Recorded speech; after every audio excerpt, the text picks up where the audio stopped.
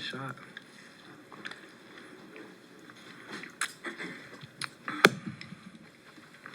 How'd you feel you did tonight defensively on Edwards? Probably made it tougher than Friday night. And, yeah, guy like him, can't let him get comfortable early. So I just try to, disrupt and, make him work earlier in the game. Try to just continue to wear him down. He was making tough shots, and then at the end, strap up and make plays. Without Wiggins, were you anticipating, getting the start on him? Probably. Yeah. What is kind of, I guess, the key, especially like late, in the fourth quarter when you're going up against him? Like I said in the beginning, starts in the beginning.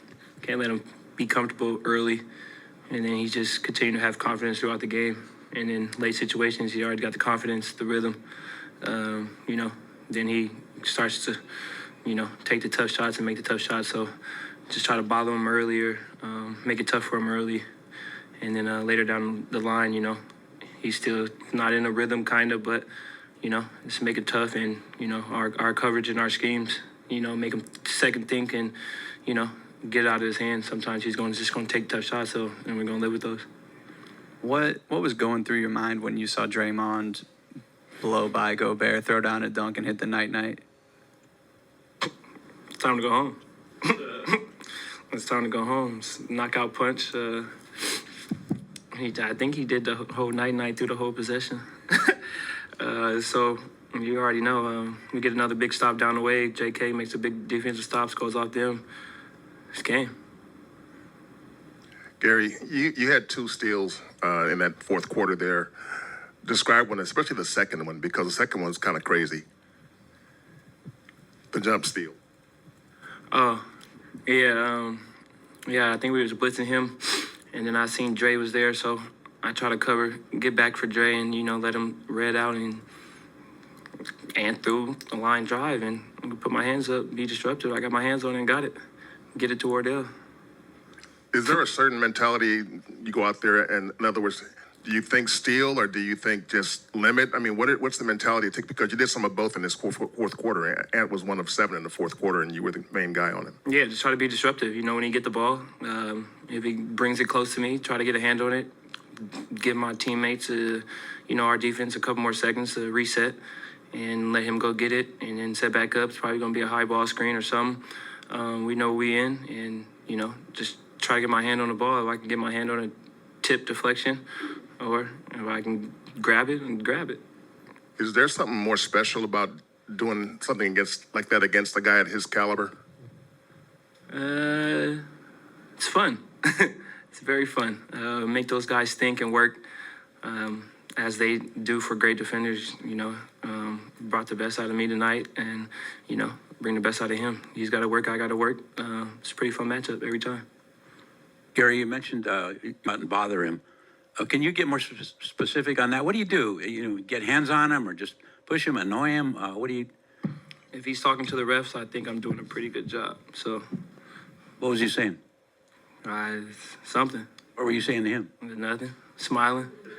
Let him talk. He's a pretty funny guy, so him talking to the refs is got to mic Ant up more often, and it's pretty funny. So just bother him. If he's want to talk to the refs and tell them they missed a foul or whatnot.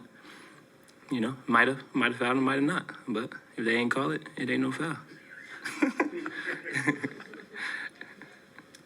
Can you just talk about the mentality of the team over the last during a little tough stretch? Such a hot start, then you had that stretch. Did confidence waver, or what was the locker room and the mood like? We just came out, hit first. From Friday's game, came out flat. This game hit first. They went on their run, and second half we came out where we struggled a lot this season in the second, third, and fourth quarter. When we have leads. Come out. We were locked in. It's not always going to be perfect, but we get through the little hiccups and keep playing, keep having effort, just keep flying around, and good things will happen. And I think, we got better today at that third and fourth quarter, in those situations. Don't turn the ball over, execute, and defensive-wise, we had each other's back last couple games. Kind of not sure, we had help there or whatnot, but we been getting our reps in, and we're having each other's back now. So get back to that trust, and I feel like this is a great start to get back on the right track. Steve mentioned it, and this has been a thing in the past, but that you and Steph are just the numbers, the analytics on you two on the court together are way up there. Obviously, having him out there helps, but why do you think you two as a pairing has worked so well? I don't know. I just understand how to get him open, and if you get him open, it's a pretty high chance that he'll do something great. So I just work on finding ways to get him open different ways. Read how the defenders are playing him, what they doing with me and him. Usually it's a big on me when they go. So he's probably going to be in a drop. So if I get a hit on his guy and hold it, he can come off with a good look. If not, they want to blitz it, hit me in the pocket, just make plays.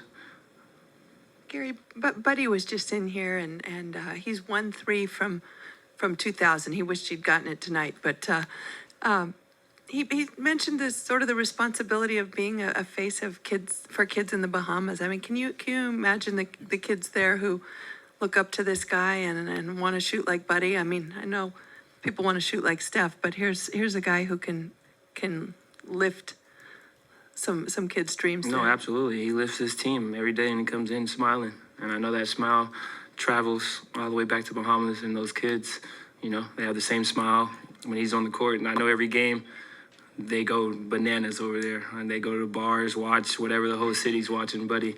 So, how he plays and what he does, it's kind of like a Steph effect, just over there in the islands, they shouting Buddy.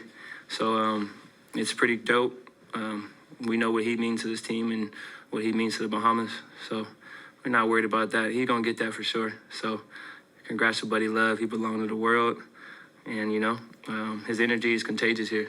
And he comes in and he sets the vibe for our team every day. So he's a hell of a guy. How does he set the vibe? Smile. Specifically? Smile. That's it. That's it. You just need a Buddy smile, and That's it. And he'll get you to smile, all right? Right. Even if his shot's not falling, It doesn't matter. He's been smiling ever since he's been in the slump.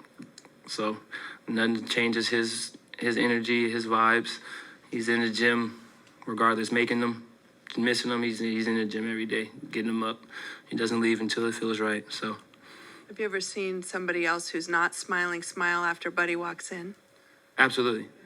Loon, Dray, myself, Steve, doesn't matter. You see Buddy, and Buddy's going to say, "What's up?"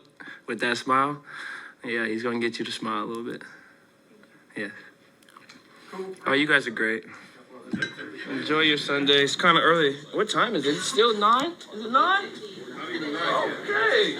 Let's make this a